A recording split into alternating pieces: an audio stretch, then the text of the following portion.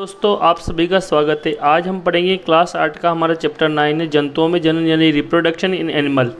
तो देखिए जनन किसे कहते हैं यानी कि रिप्रोडक्शन किसे कहते हैं। रिप्रोडक्शन दो शब्द से मिलकर बना री और प्रोडक्शन। री का मतलब पुनः यानी कि दोबारा, प्रोडक्शन यानी कि निर्माण। तो देखिए जनन क्या है, सजीवों द्वारा अपने ही समान नई संतति को उत्पन्न करना जनन कहलाता है। यानी कि सजीवों के द्वारा अपने ही जैसे नए जीव का निर्माण जनन कहलाता है। जनन की दो विधियाँ हैं, अलैंगिक जनन यानी कि असेक्सुअल रिप्रोडक्शन और लैंगिक जनन यानी कि सेक्सुअल रिप्रोडक्शन। देखिए सबसे पहले अपन अलैंगिक जनन की विधि देखेंगे। यदि कोई एक ही जीव बिना नर युग्मक और वह मादा युग्मक के संयोजन से जीव का निर्माण करता है तो ऐसा जनन अलैंगिक जनन कहलाता है। यानी कि अलैंगिक जनन के अंदर एक ही जीव नए जीव की उत्पत्ति करता है, यानी कि मादा युग्मक और नर युग्मक का संयोजन इसमें नहीं होता है, यानी कि निषेचन की प्रक्रिया अलैंगिक जनन के अंदर नहीं होती है। देखिए अलैंगिक जनन की विभिन्न विधियां हैं। द्विविखंडन या अमीबा के अंदर होता है, एक अमीबा होता है वो दो टुकड़ों में विभक्त हो जाता है। मुकुलन विधि हाइड्रा के अंदर, यीस्ट के अंदर होता है। बीजाणु निर्माण ये कवक के अंदर होता है। और भी कायिक विधियां हैं बहुत सारी, वो अलैंगिक जनन के अंदर आती है। अब देखिए अब पढ़ेंगे अपन लैंगिक जनन, यानी कि ऐसा जनन जिसमें नर युग्मक यानी कि शुक्राणु, मादा युग्मक यानी कि अंडाणु के आपस में समेकन से, संयुग्मन से नए जीव की उत्पत्ति होती है, तो इसे अलैंगिक जनन कहते हैं, इसे लैंगिक जनन कहते हैं। यानी कि ये सेक्सुअल रिप्रोडक्शन के अंदर आता है। जैसे मनुष्य के अंदर, गाय के अंदर, कुत्ते के अंदर, फ्लावर के अंदर, बाइसेक्सुअल जो होते हैं उनके अंदर, जितने भी उनके अंदर लैंगिक जनन होता है। तो देखिए लैंगिक जनन के अंदर नर युग्मक और मादा युग्मक, तो नर युग्मक नर के अंदर होते हैं और मादा युग्मक मादा के अंदर। तो नर युग्मक जो है वो शुक्राणु है और मादा युग्मक अंडाणु है। दोनों ही अगुणित होते हैं, यानी कि इनमें गुणसूत्र की संख्या, नर के अंदर जो गुणसूत्र की संख्या 46 होती है और इनके अंदर आधी रह जाती है, यानी कि अर्धसूत्र विभाजन के दौरान गुणसूत्र की संख्या आधी रह जाती है।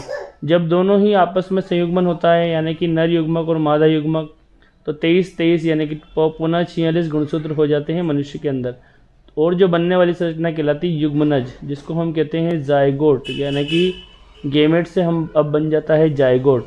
यानी कि इस प्रकार जायगोट का निर्माण होता है फर्टिलाइजेशन के बाद, यानी कि निषेचन की प्रक्रिया के बाद। अब देखिए निषेचन क्या है, यानी नर युग्मक शुक्राणु होता है व मादा युग्मक अंडाणु होता है कि आपस में समेकन से, यानी कि आपस में उनके फ्यूजन से, यानी कि नर युग्मक व मादा युग्मक के आपस में समेकन की प्रक्रिया निषेचन कहलाती है। यानी कि मेल गेमेट शुक्राणु व अंडाणु का आपस में मिलना क्या कहलाता है, निषेचन कहलाता है। और निषेचन दो प्रकार का होता है, एक होता है बाह्य निषेचन, एक होता है आंतरिक निषेचन। मछली और मेंढक के अंदर जो नर मेंढक होता है और मादा मेंढक अपने अंडाणु को पानी के अंदर अपने छोड़ देती है और जो मेंढक होता है अपने शुक्राणु को पानी में छोड़ देता है। इस प्रकार वहाँ नर युग्मक यानी कि शुक्राणु और मादा युग्मक यानी कि जो अंडाणु, उनका समेकन, उनका संयुग्मन होता है पानी में होता है, यानी कि उनके मादा के शरीर के बाहर होता है। इसलिए इस प्रकार का निषेचन बाह्य निषेचन कहलाता है।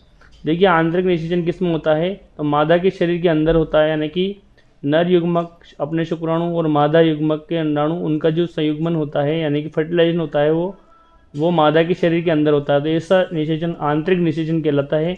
शुक्राणु अंडाणु का संयुग्मन मनुष्य में, जैसे मनुष्य के अंदर अंडवाहिनी यानी फैलोपियन ट्यूब में होता है निषेचन की प्रक्रिया, यानी कि अंडाणु और शुक्राणु का आपस में संयुग्मन यानी कि निषेचन की प्रक्रिया फैलोपियन ट्यूब यानी कि अंडवाहिनी में होती है मानव के अंदर।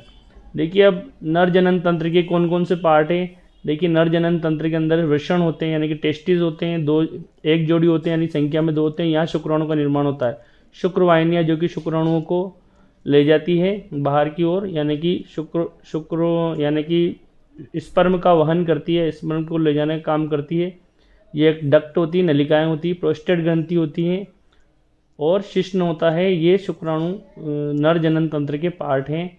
अब बात करते हैं मादा जनन तंत्र यानी कि फीमेल रिप्रोडक्टिव सिस्टम। तो देखिए अंडाशय इसमें 2 होते हैं और जहाँ अंडाणु का निर्माण होता है, यानी कि मादा युग्मक का निर्माण होता है, और अंडवाहिनियाँ की संख्या 2 होती है। ये अंडाणु को अंडाशय से गर्भाशय की ओर लाने का काम करती है, और गर्भाशय और योनि ये इसके पार्ट है। अंडवाहिनी के अंदर यहीं पे फर्टिलाइजेशन की प्रक्रिया होती है, यानी निषेचन की प्रक्रिया होती है। देखिए मादा जनन तंत्र का चित्र है, ये वेजाइना, ये जो गर्भाशय है, ये अंडवाहिनी है और ये अंडाशय है। यहाँ अंडाणु का निर्माण होगा, यहाँ से अंडाणु चल के इधर आते हैं, तो यहाँ पे फर्टिलाइजेशन की प्रोसेस होती है इस जगह। अब देखिए शुक्राणु जो होते हैं उनमें जो गुणसूत्र की संख्या मनुष्य के गुणसूत्र की संख्या की आधी रह जाती है, यानी कि 23 रह जाती है गुणसूत्र की संख्या। मानव में जो गुणसूत्र की संख्या 46 होती है। तो देखिए इसमें 22 तो अलिंगी गुणसूत्र होते हैं और 22 जो गुणसूत्र होता है वो लिंगी गुणसूत्र होता है। इस तरह से मादा के अंदर गुणसूत्र की संख्या आधी हो जाती है, तो इसमें भी 22 तो अलिंगी गुणसूत्र और X जो होता है, देखिए मादाओं में X ही गुणसूत्र होता है, जबकि पुरुष यानी कि शुक्राणु के अंदर Y गुणसूत्र होता है। तो देखिए जब X और Y यानी कि अंडाणु में X और शुक्राणु में Y, यानी कि अगर X, देखिए शुक्राणु दो प्रकार के होते हैं, ध्यान रखिए। शुक्राणु में जो गुणसूत्र X भी होता है, यानी कि X भी होता है और Y भी होता है। यानी कि अगर X वाला जो शुक्राणु है, अगर X वाले अंडाणु से, यानी कि क्योंकि महिलाओं के पास तो केवल X ही होता है, एक ही प्रकार का गुणसूत्र होता है, तो जब ये X वाला X से संयुग्मन होगा यानी कि फर्टिलाइजेशन होगा, तो जो बनने वाले जो गर्ल्स का निर्माण होगा, यानी कि जो फर्टिलाइजेशन के बाद जो गर्ल्स बेबी का जन्म होता है, यानी कि गर्ल्स बेबी रहेगी। लेकिन अगर शुक्राणु अगर Y वाला है, यानी कि जो Y गुणसूत्र अगर पार्टिसिपेशन कर रहा है निषेचन की प्रक्रिया में, तो देखिए फिर 22 और 22 यानी कि 44, और इसका X और इसका Y, तो XY यानी कि 46 गुणसूत्र में 44 तो अलिंगी और XY जो कि बॉय को बताते हैं, यानी कि होने वाला जो लड़का होगा वो किस पे डिपेंड करता है, वो पुरुष के गुणसूत्र, पुरुष पर निर्भर करता है, क्योंकि पुरुष के पास दो प्रकार के क्रोमोसोम होते हैं, एक तो Y और एक X।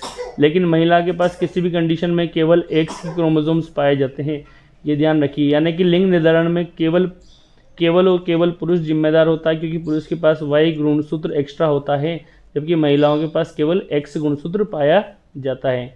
अब देखिए, यानी कि अगर पुरुष का X भाग ले रहा है तो गर्ल्स होगी, और Y भाग ले रहा है तो बॉय बेबी का जन्म होगा। अब देखिए जब फर्टिलाइजेशन हो जाने के बाद, यानी कि यहाँ पे फर्टिलाइजेशन हो जाएगा, इसके बाद निषेचन के बाद ये जो संरचना कहलाएगी ये युग्मनज कहलाएगी।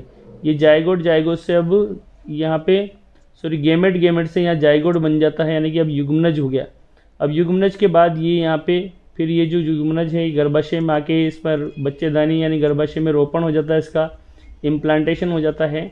और देखिए गर्भाशय में जिस संरचना द्वारा ये जो भ्रूण जुड़ा रहता है उसको प्लेजेंटा कहते हैं, और प्लेजेंटा की सहायता से ही भ्रूण अपना भोजन अपने माता से ग्रहण करता है।